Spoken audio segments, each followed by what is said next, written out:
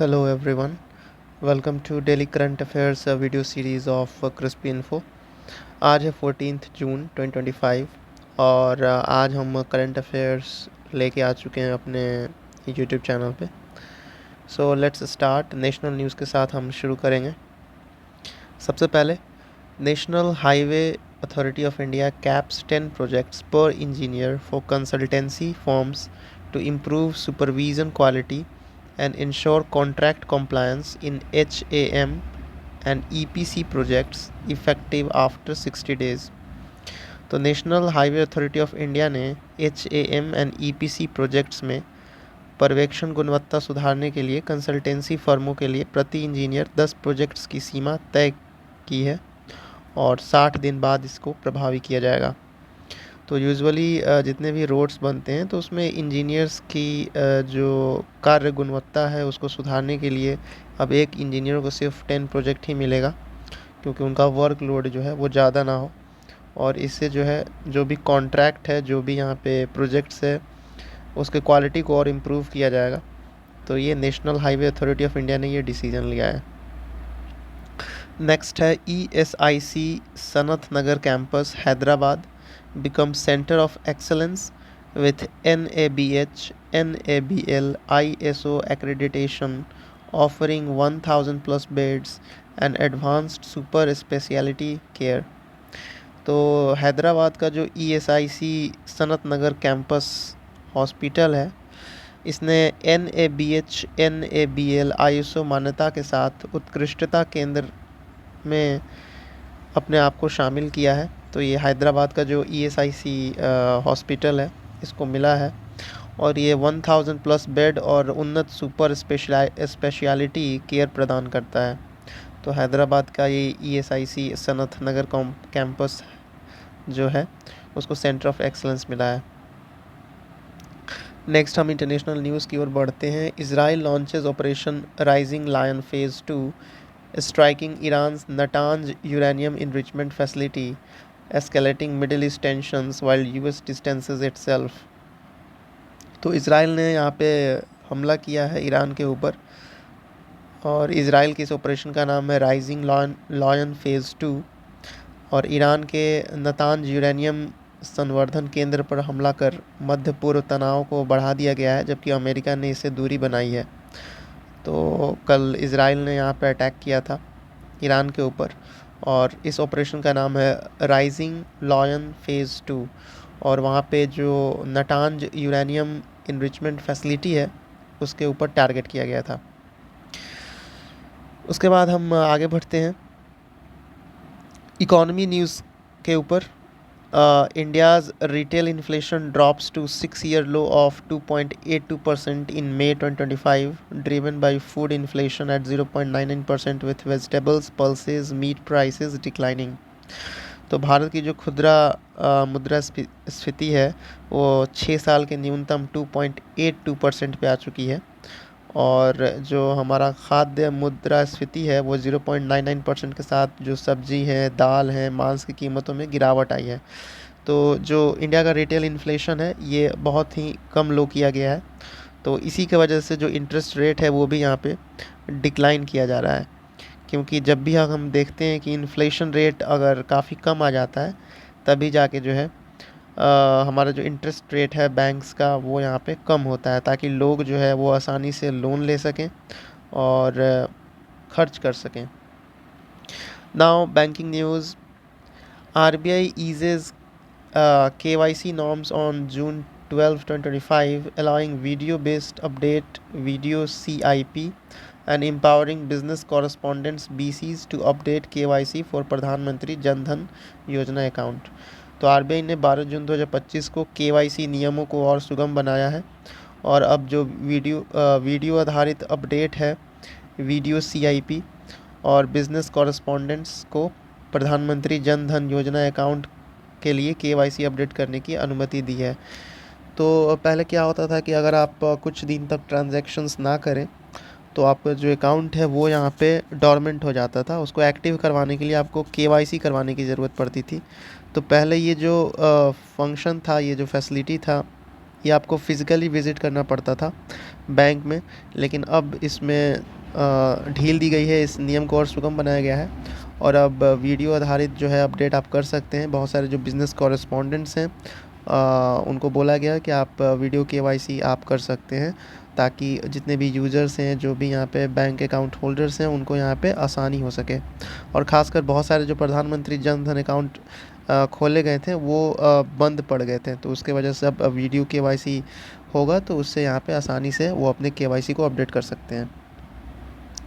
आगे बढ़ते हैं। Scapia and federal bank launch India's first dual network RuPay Visa credit card with UPI compatibility, zero forex markup and airport launch benefits.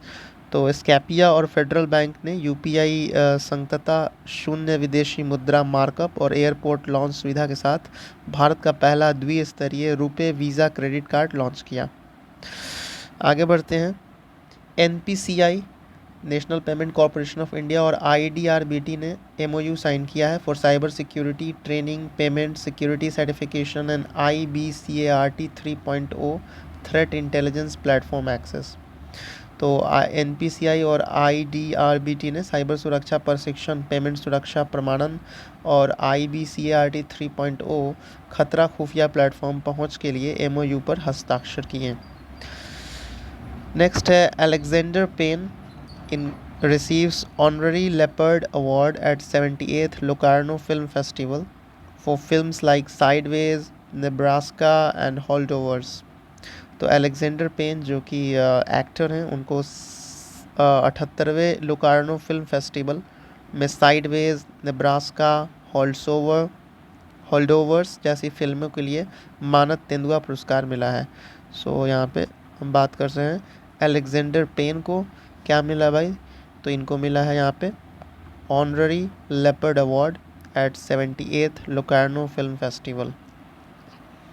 Defence news में बढ़ते हैं हम आगे। 137th OSCC meeting chaired by Indian coast guard on June 12, 2025 focuses on offshore energy infrastructure protection with armed forces and ONGC। तो भारतीय तटरक्षक द्वारा 12 जून 2025 को 137वीं OSCC बैठक की अध्यक्षता की और सशस्त्र बल और ONGC के साथ अपतटीय ऊर्जा अवसंरचना सुरक्षा पर केंद्रित किया गया। तो जितने भी यहाँ पे ऑफ शोर एनर्जी इंफ्रास्ट्रक्चर है, उनको किस तरह से यहाँ पे सुरक्षा दिया जाए, उनका प्रोटेक्शन किया जाए, हमारे आर्म फोर्स उसको किस तरह से प्रोटेक्शन दें, क्योंकि हमने देखा है कि रिसेंटली जो ऑफ शोर एनर्जी है वो यहाँ पे बढ़ रहा है। तो इंडियन कोस्ट गार्ड ने इस मीटिंग्स की अध्यक्षता की। नेक्स्ट है 10-member NCC team successfully summits mount Everest on May 18, 2025 felicitated bye defence minister Rajnath Singh with 10 lakh reward. तो 10 सदस्यीय NCC टीम ने 18 मई 2025 को माउंट एवरेस्ट फतह किया और इसके लिए रक्षा मंत्री राजनाथ सिंह ने 10 लाख पुरस्कार के साथ उनको सम्मानित किया। नेक्स्ट है exercise tiger claw marks the first joint special force operation between Indian Air Force, Garud commando and USAF special force. तो ये जो टाइगर क्लॉ है, ये भारतीय वायुसेना के गरुड़ कमांडो और US के जो स्पेशल फोर्सेस हैं उनके बीच पहला संयुक्त विशेष बल अभ्यास किया गया है। तो ये इम्पॉर्टेंट है exercise tiger claw. India US air force से रिलेटेड है ये। नेक्स्ट है स्पोर्ट्स न्यूज़ में Wimbledon 2025 sets record prize money of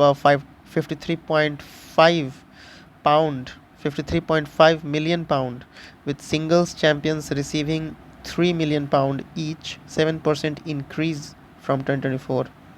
तो अब जो विंबलडन है 2025 में जो पुरस्कार राशि है उसको यहाँ पे बढ़ा दिया गया है। पहले उसमें जो मिलता था उससे 7% जो है वो यहाँ पे इंक्रीज़ किया गया है और अब ये 53.5 मिलियन पाउंड जो है वो मिलेगा जो भी विंबलडन टेनिस जो टूर्नामेंट होता है उसमें जो भी यहाँ पे जीतेगा। इम्पॉर्टेंट डेज देख लेते हैं। International albinism awareness day 2025 observed on June 13। UN recognized event promoting rights and dignity of individuals with albinism genetic disorder। तो albinism एक तरह का बीमारी है, खासकर स्किन जो है उसमें मेलानिन की कमी हो जाती है, जिससे स्किन जो है वो वाइट बहुत ज़्यादा हो जाता है, तो ये एक तरह की बीमारी है। एंड इंटरनेशनल एल्बिनिज़म जागरूकता दिवस जो है वो यहाँ पे मनाया गया, और यूनाइटेड नेशन मान्यता प्राप्त कार्यक्रम एल्बिनिज़म आनुवंशिक विकार वाले व्यक्तियों के अधिकार और गरिमा को बढ़ावा देता है। सो ये 13 जून को जो है इंटरनेशनल एल्बिनिज़म अवेयरनेस डे जो है वो मनाया गया। आगे बढ़ते हैं। Former Gujarat CM Vijay Rupani dies in Air India 171 crash. BJP stalwart who served as chief minister 2016 से 2021 तक एंड नेशनल वाइस प्रेसिडेंट। तो बीजेपी के फॉर्मर जो पूर्व Gujarat chief minister Vijay Rupani Air India 171 दुर्घटना में उनका निधन हो गया, और ये बीजेपी के दिग्गज मुख्यमंत्री जो कि 2016 से 2021 के बीच ये मुख्यमंत्री थे और राष्ट्रीय उपाध्यक्ष भी रहे हैं। तो इनका जो यहाँ पे दुखद निधन हुआ है।